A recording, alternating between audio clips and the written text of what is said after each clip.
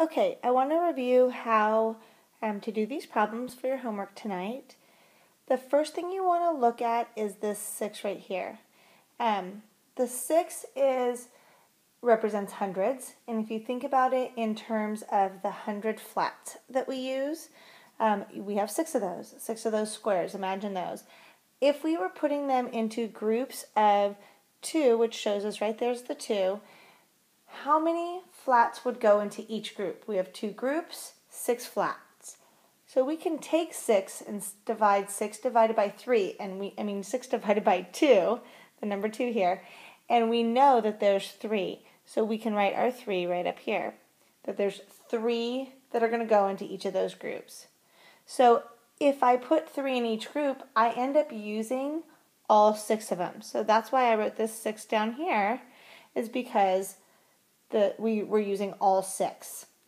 If I wasn't using all 6, I would write a different number there. I'd write down how many we were using. So 6 minus 6 ends up being 0. So we have the 0 there.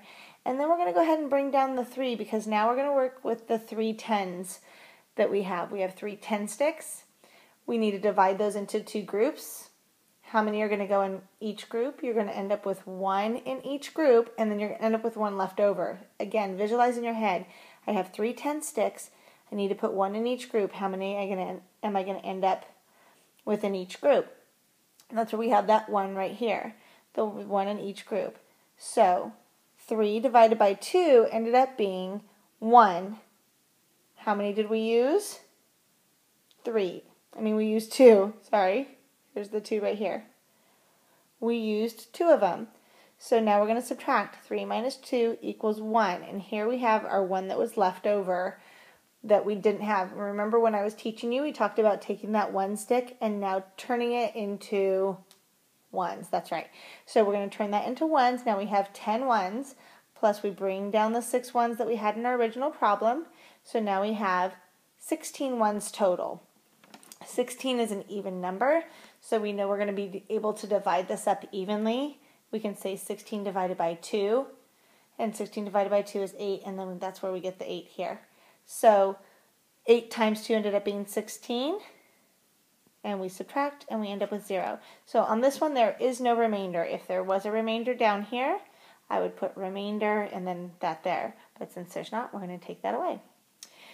We can double check our work by multiplying the quotient, which is that up here, by the divisor, which is right here, the 2, and see if we come up with the dividend.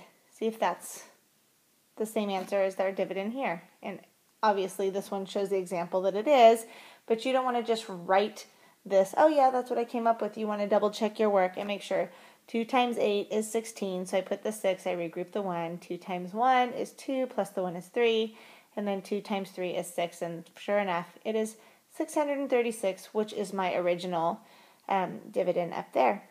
All right, good luck tonight.